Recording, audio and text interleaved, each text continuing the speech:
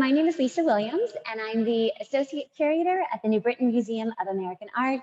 And I'm thrilled to welcome you today for an exhibition walkthrough of our current show, New Now, Shantell Martin. This exhibition is part of the New Britain Museum of American Art's longstanding New Now series, celebrating the work of emerging and established contemporary artists. And this show is also part of our important initiative that we launched here at the museum this year in celebration of the 100th anniversary of women's right to vote in America. The initiative is called 2020 20 Plus Women at NBMAA. And as part of the initiative, we've dedicated all of our special exhibitions throughout 2020 and into 2021 to the work of female identifying artists as a way to honor the remarkable contributions that women have made to the arts and also increase representation of their work. So I'm so thrilled to have the artist Shantell Martin here today. And Shantell has such an incredibly illustrious biography, has had such incredible accomplishments. But really, this exhibition at the museum represents kind of a milestone, a landmark achievement in that it is Shantell's first career museum retrospective, covering decades of work and really looking at your innovative exploration into the vast potential of line. So Shantell, I'm so thrilled to welcome you today. I'm so grateful for your time. We've had such a pleasure collaborating with you, and I'm so excited to explore your show. Cool, fantastic. So I guess this is probably kind of a new way of doing tours of shows. So so that's going to be, should be interesting. Exactly. So I think in the spirit of a gallery tour, we can walk our viewers through the show more or less how they would encounter your works in person. And while there's nothing that substitutes the experience of being here in person with your works, I'm hoping that this will be a close second. And so we're thrilled that you can be here too to share your invaluable insights, because you bring so much to our ability to understand and appreciate your work. So shall we start from the beginning? Yeah, fantastic. All right, fantastic. So I'll also just offer those who are tuning in today a welcome to chime in with any questions and comments. We will likely address Q&A at the end of our walkthrough, which will last probably about 35 minutes or so, and then we'll take about 10-15 minutes of questions. So let's start at the beginning. I want to go on this tour without participating. I'd love to just sit back and watch. Right. Well, you might be on the hook for a few questions, Shantell. Okay. But one of the things I absolutely love in this show, and which we were so thrilled to be able to display, are some of your early sketchbooks, because I think they provide such incredible insight into some of your early working processes and some of what inspired you. And so what I'm going to do is I'm going to zoom the camera in on the vitrine behind me. And I think those who are tuning in may not be able to see the beautiful details of your drawings, but hopefully it gives a sense as to the kind of work you were doing in your sketchbooks, because I want to talk about sort of what these sketchbooks represented for you when you started using these. So bear with me. I'm going to just adjust the camera here so that you can get a sense for some of the contents of this vitrine. And they're really fascinating. Shantell, you so generously offered to loan us sketchbooks spanning from 2002 all the way up to 2014. And so I'm hoping that while you may not be able to see the details of the drawings, I'm hoping that you can get a sense for the variety and how extensively you, Shantell, use these sketchbooks. So can we just talk briefly about these, what sort of role they served in your creative process, given that you've utilized sketchbooks for so many years? Yeah, I wonder if is it possible if I can share my screen briefly? Let's see if that works. Yeah, so I'm going to share my screen briefly, just because I looked to see what books are there, and also I looked to see I looked through some of the books just to see what there was. And wait there, let me just have a look. That's fine.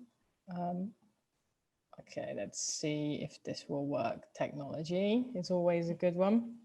And I'm throwing this request out here on the last minute. So let's see if this will work. But essentially, you know, I'll talk a little bit as well while I'm trying to bring this up. But you know, I look through some of the sketchbooks that are there, and as you said, some are from 2002 up until almost kind of present day. And as I was reflecting or looking back at the selection of books there, I was really surprised in the kind of the mixture or the type of books there. So for example, there are the books that I use, and I think maybe you can see my screen now. Can you see my screen? Yes. Okay, perfect. So this is a sketchbook, and this one is in the vitrine there, and this is one from 2002. And so as I'm looking back, I was like, oh, wow, you know, a lot of my earlier work or sketchbooks were more about collaging, were more about saving ideas from, you know, kind of magazines or newspapers. There's pieces of works that I've created and then photocopied or printed and then cut into the book. The sketchbooks are also, they act as many other things. They act as almost address books. So as I look through the sketchbooks from 2002 all the way to present day, I find people's numbers and addresses in there. The earlier sketchbooks, as I mentioned, they feel like they're more of collages, you know, mixture of magazines, mixture still of those characters and words. And when I read the words, it's all pretty dark. So there's this drawing here, actually looks like this one's from 2001. So another thing with my sketchbooks, I'll start one in 1 year and then pull it down and then pick it up another year. So the sketchbooks themselves end up being from multiple years. But this is one, you know, if I try and read this page here, it says, with my feet, I talk to you. With my hands, I smell you. Hold me, talk to me in the deepest of dark sleeps. Smell me, smell your feeling. High sky, blue and black as tar. So it's also this nonsensical but meaningful adventure of words and lines that I take people on. And then a lot of them are also quite diaristic throughout of them.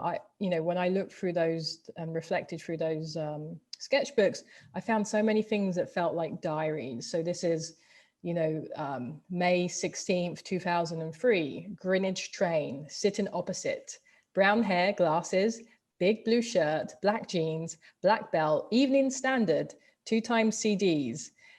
Nin is a sermon. He gets up, looks at me and says, don't forget your brolly. I say, yeah, cheers. He gets off, Charlton. So Charlton was the train stop there. And then there's things like this, which when I look at, I'm just like, whoa, like who did this?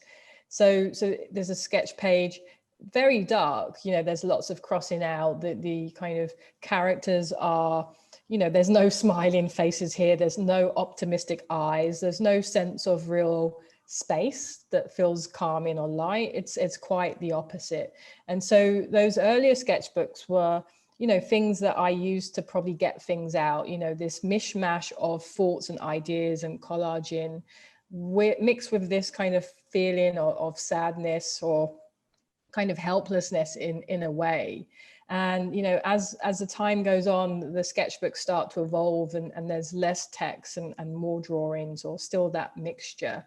So here's a drawing from 2002, which you can see there's, you know, the characters have like these bigger eyes and there's actually more limbs. You know, the characters have arms and legs and they're holding things, unlike today where it's perhaps more abstract in a different way. They're, you know, I kind of like these love poems, mix of words and lines and characters, which I find interesting. There's also these pages I find on reflection. You know, this is a page that says, the special people in your life, the ones who would care and save your life, taking away that painful knife, sit and swear you won't eat pears. So also, you know, meaningful but nonsensical. And these are some of the characters that I extracted from the work that I was doing at the time of this sketchbook. And, you know, I discovered that characters or lines in the work were connected to people in my life. And then if we jump to a sketchbook that's in there that's more recent, you know, it becomes more about the line, and it becomes more about the space, and it becomes more about the emptiness, and, you know, kind of more along the lines of where I am now, this idea of peace. And so you can see in a way that the sketchbooks have become especially a really interesting medium for me to go from, you know, those quite dark places at the beginning to, you know, kind of something like this, eventually evolving into, you know, these characters with hearts and that are questioning or looking for things. So I'll unshare my screen now. But so that was always interesting for me to see that the sketchbooks have never just been about one thing. You know, the sketchbooks have been about diaries, you know, there's personal things in there, there's work things in there when I had part-time jobs, there's daydreams in there, there's people, it's an address book, there's people's addresses and phone numbers in there. And so it's really nice to see, even now, that's how I utilize and use a sketchbook, is from all these different ways. It's kind of fascinating to look at these, knowing a little bit about your biography, but how do you feel that these kind of developed parallel to what was happening in your life? Because you have such a fascinating and interesting story that you grew up in London and you didn't have much access to art. You didn't have access to museums. You were exposed to some cartoons, but that was kind of the extent of the art you were seeing as a kid. But yet you were still compelled to apply to art school. You were still driven by this interest in making. And then from there, you know, the rest is history in a way. But did you start using sketchbooks at an early age, or when you sort of determined, when there was that sort of key moment in your life when you kind of realized pursuing art is what you wanted to do? Yeah. You know, the idea of pursuing art was something I never did as a child or even as a young adult. You know, I pursued this career of people telling me what I shouldn't do or what I couldn't do, and then me trying to prove them wrong. You know, it wasn't that I ever thought I could be an artist, or if I ever thought that was a career path for me. It's just that I had people telling me that I couldn't do it. So as a defiant kind of young person, if you don't have people telling you what you can do, the next best thing is trying to prove people wrong when they tell you what you can't do. And the diaries, I call them diaries also in a way, because I think my first entry into sketchbooks at an early age was a diary. You know, so, you know, late 80s, early 90s, it's Christmas. Someone might buy you one of those little W.H. Smith's in England, you know, W.H. Smith's a year-long diary. And so, you know, I love those. And those are things that I would write in, you know, what I was doing on some days. And then I would sketch in there or draw in there. I think those diaries were my earliest sketchbooks. And a sketchbook is something that is quite accessible. So even from an earlier age, I had those. And I feel like the sketchbooks are something that has really encouraged me as a young person, because before I even knew it was art, before I even knew it was something other than me just using it as a diary, I'm always making, I'm always thinking, you know, even though those earlier sketchbooks from, you know, 2001, 2002, perhaps even earlier, they're quite dark, but then I'll find a page about something I want to make or something I want to create, or a business card idea, or a, you know, a product idea. So what's really refreshing about me looking back at them is I've always been thinking about product and making and ideas. And even between those layers of lightness or darkness, those are the kind of the constant thing there. Yeah. And along the line of something we've talked about before, and I know you've spoken to our director, John Kim, about, is the idea or the concept of planting seeds, and how words are like seeds that continue to grow, or maybe images are even like seeds.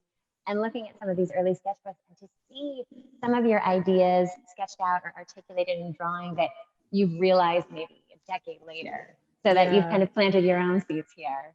And something else that I love about this vitrine is that you've allowed us to display an array of your drawing tools, so the pens and markers, and the fact that your message has been so positive and so encouraging, I think, to all of us who started out as drawers as kids at an early age, and that maybe at some point in our lives we felt that we weren't artists, we weren't good enough to draw, and that we had to pursue some other kind of work.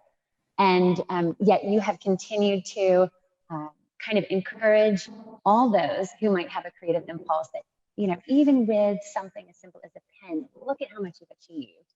Yeah.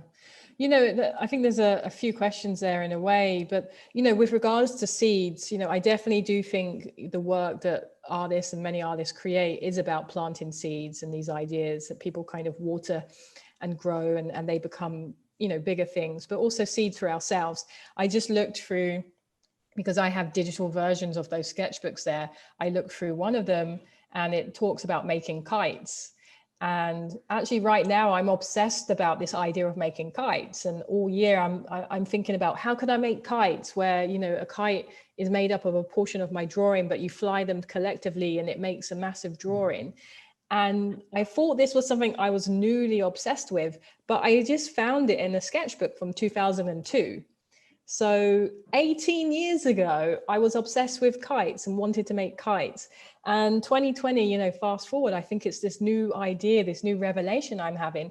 But the seed was planted many, many years ago. And, you know, the thing I love about kind of the sketchbooks and also the work I'm creating now is that, you know, it's just all from a pen. You know, so someone like myself that perhaps didn't have that entry level or that exposure to galleries and museums and artists at a younger age, you know, I was exposed to this accessible tool. So, you know, my hope now is that when people see the work, they are encouraged to create their own work in whatever form or medium that is. And so, you know, I do love this idea about accessibility, especially when it comes to art, because we'll benefit from it. You know, yes, art has its own industry and there's the art market and the art world, but we all benefit when we are able to pick up a pen like we did as children and use that experience of, you know, tackling something from our head to our hand to the paper and getting something out. You know, there's a relief there, there's an exercise there, there's a practice there, there's a benefit to all of us there. And so I see it as my job in a way to encourage that, because the more we encourage that and the more people have that creative outlet, you know, the happier the world will be in many ways. I totally agree. And Shantell, I feel that for our viewers, I owe it to them to kind of pan your gallery so they have an idea as to what else there is and what else you've contributed to the space. But one thing I'll share personally is that when I come up to the second floor in our museum, where your show is located, and I see your work, I really have the sensation of being in. There's so much joy in your work. And there's so much play. And so I think that's the kind of first sort of almost physical response I have, or emotional response I have when I see your work. But what I think all of us have appreciated so much about working with you, Shantell, is that through this kind of cast of characters in your drawings, through these meandering lines, you also address a whole range of subjects, including collaboration, technology, performance, but also really timely issues, timeless issues about gender and race and accountability, and a lot of things that we're deeply involved in now as a society and here at the museum. So the fact that through visual art, your work has given us a platform to think about all these things. It's so richly layered. It's just incredible. And we're so thrilled we can spend until April with this show. There's so much to discover. Yeah, you know, and talking about collaboration, you know, the works that we're looking at now, you know, these are works that were created in Japan. And at that time in Japan, I was a VJ, a visual jockey. So I would create live drawn digital visuals to DJs, dancers, and musicians. And I would be predominantly using a 0.05 pen. So a really, really fine pen. So I don't even know we can get even any closer to these. I can almost see myself in a reflection. But, so you'll see here, unlike what I'm doing now, that the pen is so fine. And so this one here, actually, you have that elephant kind of form character at the top, and then the words kinda ping pong. And Kinda Ping Pong was actually a band that I had in Japan, where it was me and one other bandmate, and we would bounce kind of visuals and sound between each other. But the nice thing about this is that, it's such a fine line, and all of these were about collaboration, collaborating live with dancers and DJs and musicians, and kind of seeing what world unfolded at the end of that. And so I love these because they're very much more detailed than the work that I create now. But they are about these kind of different forms of collaboration. And you can see that just in the amount of characters and the amount of detail in them. And we were really excited to be able to show on this wall a group of works that spans a decade. So I think you really do get a sense as to how your style evolved, especially shifting from these very finely rendered drawings to just a few years later. So these, the works that we just saw were from 2008. And then we move on to a suite of drawings from 2012. So over the course of just 4 years, your style begins to change, your line thickens. And I liked hearing on one of the videos that's included in the show, a friend of yours describing how artists are sort of known for different periods, different stylistic periods in their output, and that you had sort of a fine line period, and then you evolved to a thicker line period. And I thought, well, that's kind of demonstrated here, I think, pretty well. So I'll just pan some of these. Yeah, completely. So I think what we're seeing now, from those very fine line drawings in, 2007, 2008, a few years later, I've left Japan and I've moved to America. And, I'm not working as kind of isolated anymore. I'm almost like looking up a little bit more, and the pen is getting thicker. And so, as you were saying, my friend likened my work to having different periods of thickness of line. So going from that very fine line to this medium line, and eventually to the bold, big lines that I have now. So it's been really nice to have that opportunity to look back at that evolution of the line weight kind of growing in scale. And along those lines, from 2012, then we move on to a work that really, I think, epitomizes this, change in the weight of line. This is from 2013, just a year later, and already we're seeing this thicker line from the use of shifting from pens to marker, it seems. Yeah, completely. So this is a piece I believe that I created at Clark College, which is I think a school in Vancouver, Washington State. And this is me coming into this thicker line, like you said, this marker period, where also it wasn't just about looking forward at the canvas. When the pen is very fine, it's about me and that canvas, or me and that sketchbook. There's only two of us involved. But when you start to work much bigger, it becomes about the environment and the space that you're in, and also the people in the room that you're with at that time. So at this time, I started to look behind me, and I looked behind me and asked for people's names. And then those names I would put into the work. So the names that you see here were students at the time that were a part of these workshops that I created when I was doing this residency at Clark College. And maybe this is a good time too to talk about some of the characters, some of the signature aspects that make your work so recognizable. Yeah. So the beautiful sort of flower eye that appears in your work even now, and some of the stick figures that are holding up lines, and these angel wings. Yeah, completely. So, earlier, as I was showing you one of those sketchbooks, I've always had this idea that characters and lines or landscapes are connected to people or places in my life. And so you have that enlightened eye, the eye with the flower around it. And for me, that's about being awake. It's about being open. You have the stick figures. And for me, those kind of skinny stick figures they're an important part of the work. They're about holding the structural integrity of a drawing together. I love stick figures because they're so simple and everyone can create their own. But they're also so important because they hold the structural integrity of a drawing and keep it completely together. And then you have those angel stick figures who are, you know, kind of that next level. They're out there, they're having fun, they're uplifting, they're always kind of on their way out to somewhere else. And you have the typical faces that are looking at me or looking at you. They're keeping an eye on each other. These are, you know, these are things that, these types of faces was interesting because they started to appear in my work around 2012, 13, 14. And that's interesting for me because it's like, well, what came into my life at that point where, you know, kind of the limbs or more of the detail left, but more of these faces, you know, nose, mouth, eyes, nose, mouth, eyes, nose, mouth, eyes, just those 4 lines. But those 4 lines make each of these faces so different and gives them so much different character.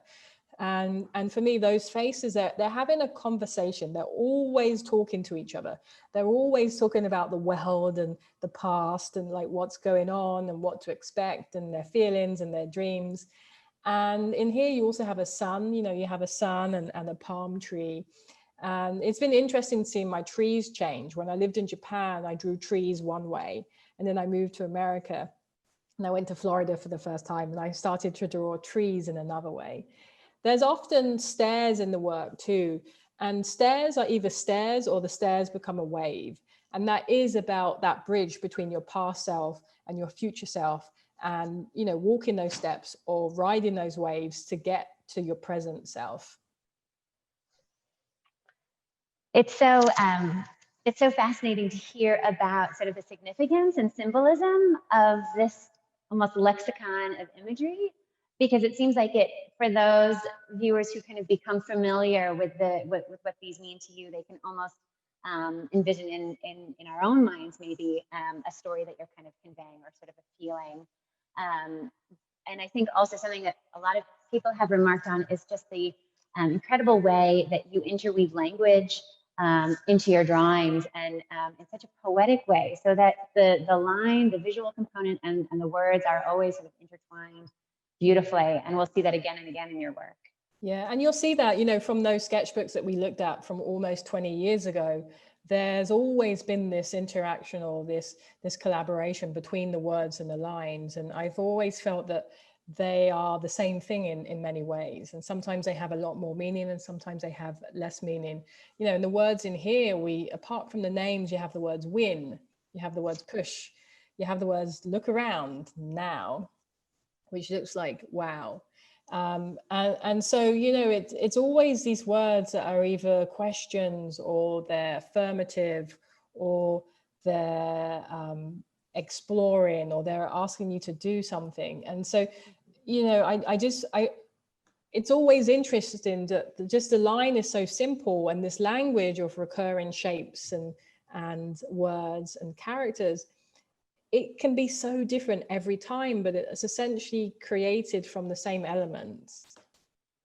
And we'll see in just a moment how you build monumentally upon this and expand upon it in the large-scale mural that you created for the New Britain Museum of American Art, which we're about to come to. Maybe right before we get to the mural, though, I do want to share with people, just to give them an idea of how you've integrated an interest in technology in your work, and just to kind of touch on some of these amazing technological components, these circuit boards that are here. And again, I think it won't be possible to really make out the drawings clearly, maybe from this view, but perhaps you can just say something about kind of how these evolved and how you've incorporated your drawings. Yeah, so I'll try and describe in there. So in there, you have a series of circuit boards, printed circuit boards, and each has a function. So for example, there's one towards the left, which is an air quality sensor. So it's basically a circuit board that's been, you know, created into a sensor that has a function or a job. So that there's one in there that is an air quality sensor that basically measures toxicity in the air. There's another one that is a moisture sensor. So, you know, there's one with the wire on and the 2 forks.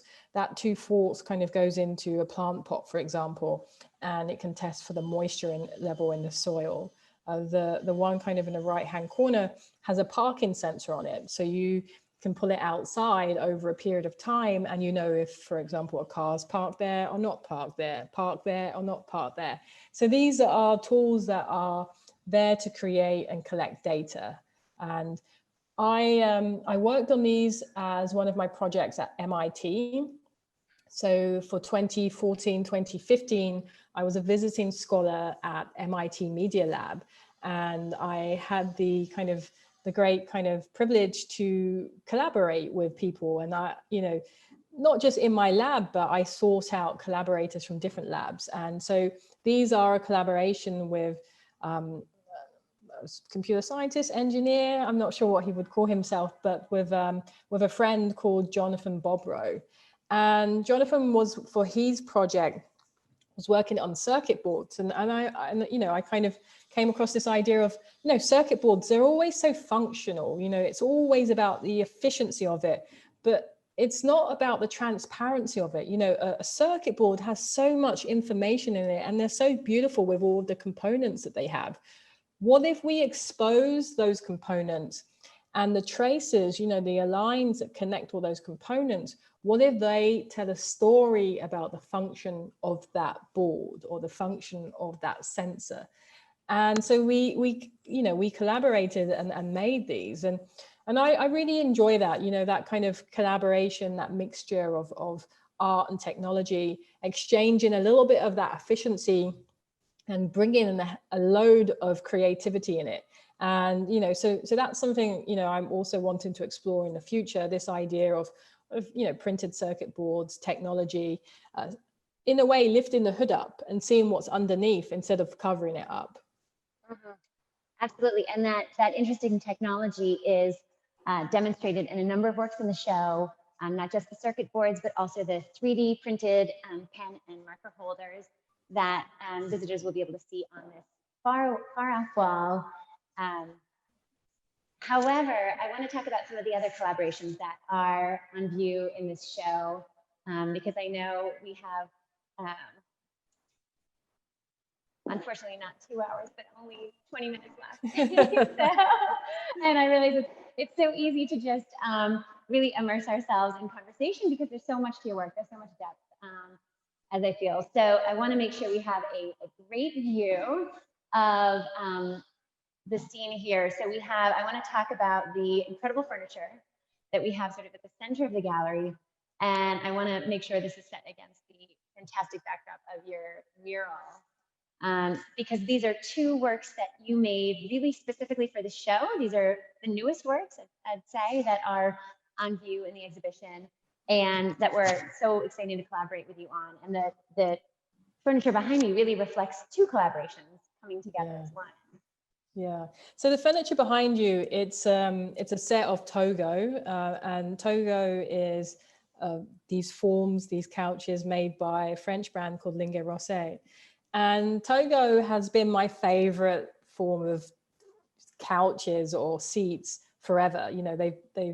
They've been around since the 70s, and they're so iconic. And I've always had this love for design and this love for furniture. And, it's a goal or a dream of mine to create my own furniture or couches or seats at some point.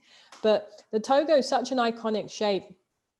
And I wanted to kind of show off these textiles that I made. And so what you're seeing is one of 4 designs of textiles that I have with a company called Momentum Textiles. And Momentum Textiles are based out of Irvine, California, and they sell the Shantell Martin textile collection. So we have 4 designs, 40 different colors. And so I wanted to show off the textile, but on a form that I really loved and have enjoyed. And so I reached out to Linge Rosse about using the form of the Togo. So that's where these 2 collaborations come from. It comes from the collaboration of the textile line that I have with Momentum, and then the form of the couch of the Togo with Linge Rosse. And I wanted to choose a color from the textile collection that perhaps wouldn't be so obvious. And so, I chose this kind of red appearing color with almost these kind of blue lines. And I love it. It just kind of makes everything pop. And, in the center there, you have one of these handmade tables with objects that, you know, I collect and clean and paint and draw on and create these maps. You know, in a way, I feel like my work is map-like. And so sometimes it's nice to bring that map-like quality almost into this 3D space. So, you know, it felt right to kind of make it almost feel like a living room experience where you could sit down in it, or, you know, appear to sit down and kind of peep into this 3D map space. And they're incredibly comfortable too. Yeah, they're so comfortable. It's like, yeah, you don't want to get up and go sit down in those. Yeah. So and, I think just, you know, randomly then, you know, I think also why I love the Togo is that, you know, in when they were made, I believe it was in the 70s, 30, 40 years ago, you know, it was about a new way of sitting. People didn't sit down like that then. So I love that idea of thinking out of the box and creating something that doesn't really exist, but with such a simple form. I think it's essentially foam that has been cut and you know, kind of crafted in that way. And so it's so simple, but it's so profoundly comfortable and iconic at the same time. And I think, Shantell, that is something that makes you such an extraordinary collaborator for all of those that you've worked with, whether engineers or pop culture figures, pop culture icons, or fashion lines, or designers, is that you as an artist are constantly thinking outside of the box. And that's, I think, one thing that made it so much fun for us to collaborate with you, is that you definitely leave a lot of room for flexibility, I think. And that was something we really enjoyed and appreciated in working with you, is that you were open to kind of our thoughts and suggestions, and were willing to kind of let us play around with some possibilities for your installation, and then give us feedback. And it felt really collaborative, because I think that's just in your DNA and your nature.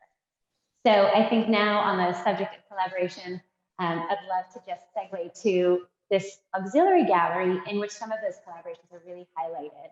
And I'm just going to pan quickly just to orient folks.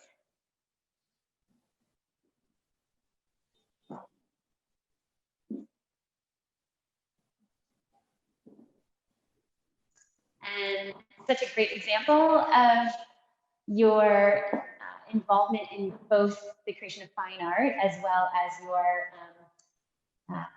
collaborations with fashion lines, is the project that you did with Max Mara in 2017.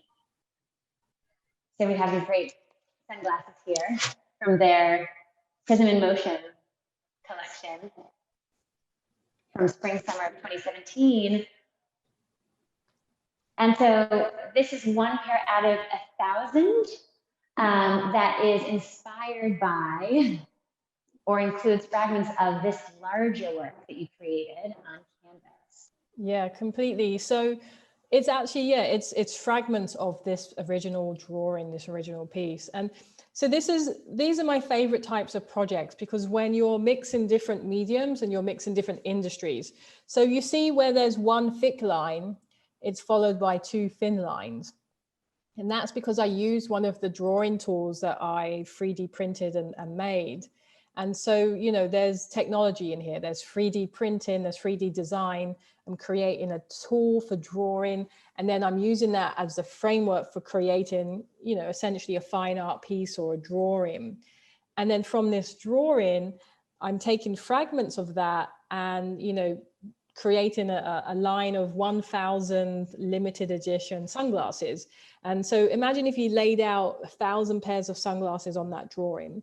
And so each pair is unique. And, you know, Max Mara used this technology that could, you know, take a section of that drawing and kind of seal it within almost resin in the frames of the glasses. And then they're signed and numbered.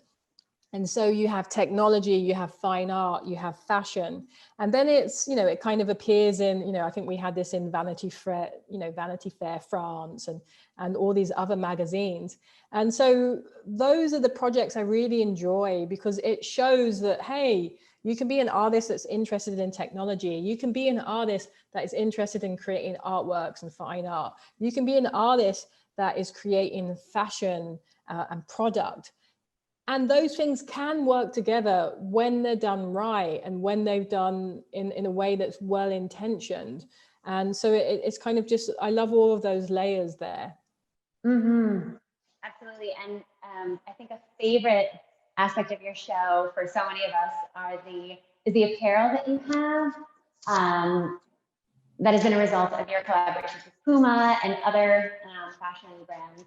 So an array of your shoes from your collaboration with Puma. And here you incorporate some color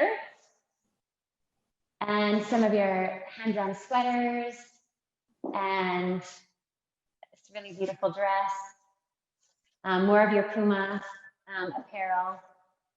Yeah, and so, you know, I think I was going to say the hand-drawn sweaters were almost like my first entry into apparel. You know, working with what you have access to, you know, you kind of have your clothes, you have blank kind of sweaters that you can purchase. Mm-hmm. And so I used to do collections of hand-drawn sweaters or t-shirts where, you know, the buyer then has the option to frame it and keep it as art or to enjoy it and wear it as apparel. And so I love, you know, kind of giving the new owner of these items that choice. That's right. It's art or it's something that you can use as a functional object. Mm-hmm. So Shantell, just keeping an eye on the time, it's going far too quickly.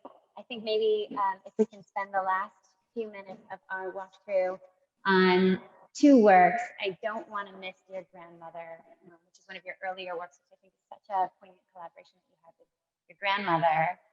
And I think when we spoke about how your art really touches on fascinating approaches to collaboration, but also addresses play and subjects like race and identity. I think this is such an important work because it's so visually appealing and dazzling. And yet this collaboration that you engaged with your grandmother beginning in around 2002, 2003, that allowed you to kind of communicate and continue this relationship across generations, across races, and across class. And the fact that you've shown this work before, but this is the second time it's being exhibited, and it's now including all of the embroidered pieces that you made with your grandmother. Yeah. So this is a piece called Dear Grandmother, which I believe first was shown at the Brooklyn Museum in 2014. And it's a collaborative work between me and my grandmother, Dot Martin, that spans almost 20 years. And over those 20 years of collaboration, I lived in London, I lived in Japan, I lived in New York. And essentially, it was a series of me writing letters or phone calls to my grandmother and, you know, giving her instructions to create a piece. And then my grandmother sewing those pieces and sending them to me wherever I lived in the world. And so, for example, I would say, you know, dear grandmother, please sew me Wonder What, any color, any size. And so she would sew it and send it back to me. But then she would also make me a piece that said Wonder Why. And I'd be like, I didn't ask for this, but that was why that collaboration was really fun, because it kind of was a springboard for my grandmother to kind of be creative in that sense, since she didn't see herself as an artist. It also gave us these, it gave us not the excuse, but it gave us the tools to talk about race. You know, this is cross-generational, it's cross-racial. This is my white grandmother who, you know, I asked her to sew me a piece that says, go home, any color, any size. And then after, I would call her after I received the piece and say, you know, thank you for this piece. And we would have a dialogue about what go home means. You know, go home to my white English grandmother, when someone says that to her, means something very different from when I'm in England and someone tells me to go home. You know, they're implying that I should go home to my own country because I'm not white and I shouldn't be from there. And so, you know, I love that it's such a craft. It's such, you know, it's something also that people would have access to, but it also became that platform to talk about race, to talk about gender, to talk about kind of this cross-generational gap of experience that we were both having. And up until the point of making this, you know, we just talked about the weather whenever we spoke or whenever we wrote together. But after this piece, you know, when I created, you know, we created this piece, people of non-color. Like, what does that mean? Like, why am I a person of color? Why don't we say that you're a person of non-color if you are lacking color? You know, and just the way that we talk about race, and for example, British and English. My sisters who are white can call themselves quite confidently English, but someone like myself that is black or brown, it's almost, you know, the words British is almost reserved for us, implying that if you're English, you're white, and if you're brown or black, you're British.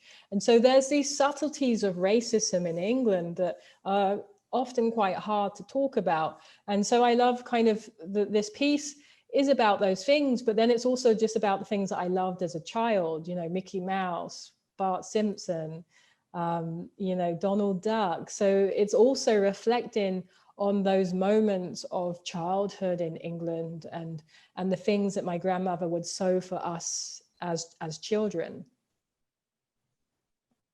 And I guess I was going to say one more thing on that. The backdrop is, you know, the backdrop is from my first kind of bedspread, which was black and white and stripy. So so that's kind of a reflection of kind of that homeness and that comfortableness that comes with that. That ties in so perfectly with your black and white drawings. And I think it's such a poignant piece, and to have this work installed across from the large scale mural that you created on the occasion of this show, you know, we're fast forwarding now 18 years to this work called Transparency, where, you know, against the backdrop of our current moment, we're still thinking about a lot of the issues we just talked about. You know, having this sort of focus or this, you know, this tension that exists right now that has become a great focus about race relations in America. And this, of course, applies globally, but especially now here. And Shantell, you've been living in New York and then New Jersey for over a decade. And so, you know, this is something that we've been thinking about a lot. And so on the occasion of the show, you created this incredible mural that's behind me where, again, those seeds that you planted in Dear Grandmother sort of seem to emerge or just persist. So I want to just zoom in a little bit so hopefully folks can get a better idea as to how this is composed. You've drawn this amazing mural right onto the walls, and this was not pre-planned. You executed this drawing just a few days in advance of the exhibition's opening, and there was no sort of drawing that you worked from. This was spontaneous, and beyond the drawing that's shown right on the wall, you've also included 4 canvases.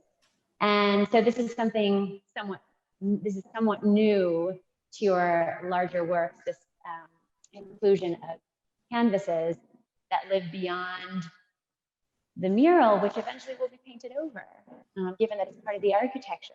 So these canvases will live on as part of this project, as a historical reminiscent way. Yeah, I think, you know, that's something about getting older. You know, a lot of my murals or my larger works do not exist anymore, you know, either because they were temporary or semi-permanent, or I just didn't have the means to, you know, store them or keep them. But it does mean reflecting back over the last 10, 15 years, there's a lot of my own work that I've destroyed. And you're okay with that when you're younger. You know, you make it, you share it, you destroy it. You make it, you share it, you destroy it. And as you get older, you want this work that is such a reflection of you at that time, in that moment, in that space. You want it to live. You want it to have some kind of legacy or future, so that those moments can be retold again. And so, you know, these fragments, or you could say these canvases, is something quite new, where, you know, these are the moments of this mural, of this story, of this journey that will be told in the future. And it's quite interesting. I didn't think about that before, that Dear Grandmother is across from this piece called Transparency. And in Dear Grandmother, I am talking about race and progress and, you know, these cross-generational conflicts or different experiences that we have. And then across from that, you have this mural titled Transparency, where, you know, when I'm creating this spontaneous mural, it meets me where I'm at that day and in that moment and in that space. And, you know, not having drawn at that scale for the last 8-9 months, because of just the state of the world, you know, I had all of this stuff bottled up. You know, I see there at the top, it says know self, grow self, see self.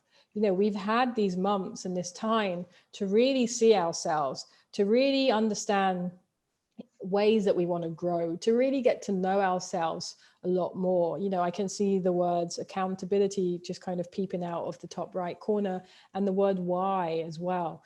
And so, you know, these lines and these words and these characters, they're having that conversation about almost kind of the state of the world or the state of my mind at that time.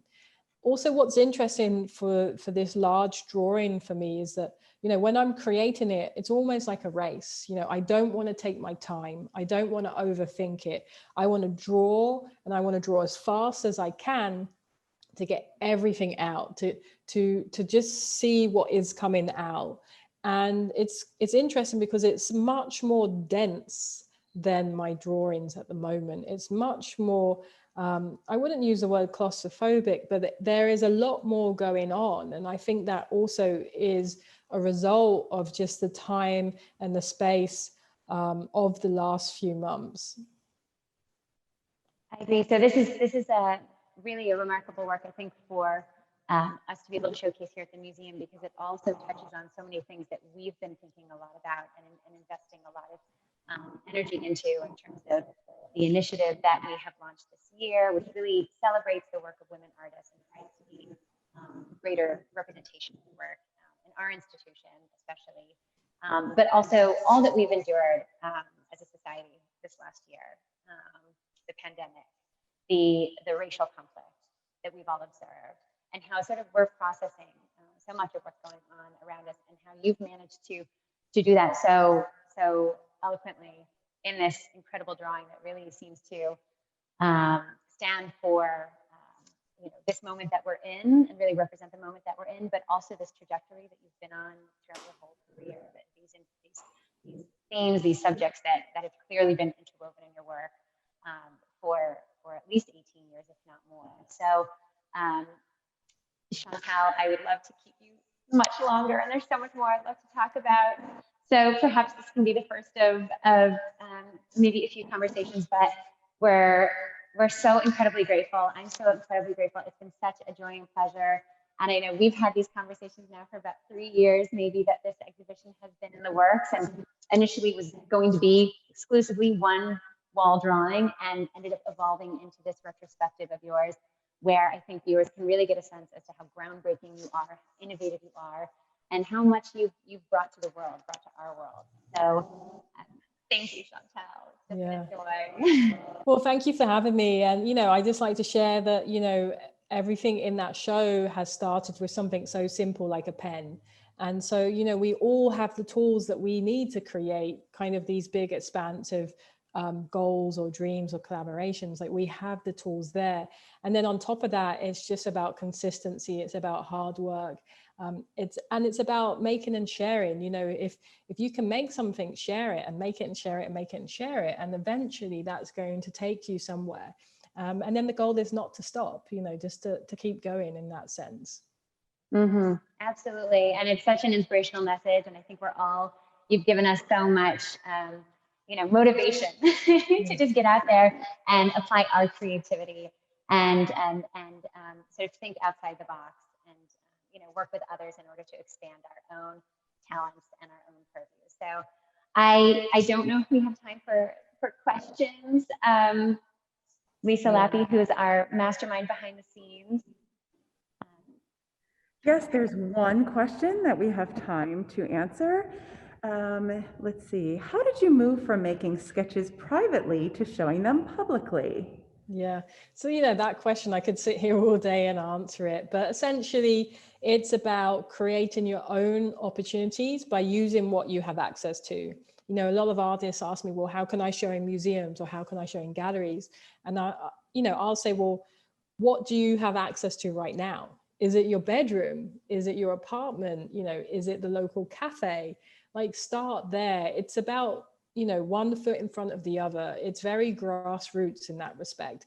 It's about creating your own opportunities by using initially what you have access to. And when you do that, you're exposing your work, you're showing your work. Other people are then able to see your work. And when people see your work, they might have ideas or dreams or goals of where it could live. And then that's where you keep moving forward. You keep putting that one foot in the other and you keep showing and you keep making, but creating your own opportunities by using what you have access. And slowly what you see is that sphere will start to grow and grow and grow. And, you know, essentially that's how you start making work privately and showing it publicly. Lisa, Lappy, anything else? Any other burning questions? I know we're right up about it too. So. Yes, that was the last question and we are at time. Thank you. Okay. Fantastic. Well, next time, Lisa, I want to tune in and watch you give a tour and then I can just sit back and watch. That would be lovely. But, you know, thank you everyone for tuning in and thank you, Lisa. It's always a pleasure to see you. Yes, absolutely. Thank you for being so generous with your time. Much love and hopefully see you soon.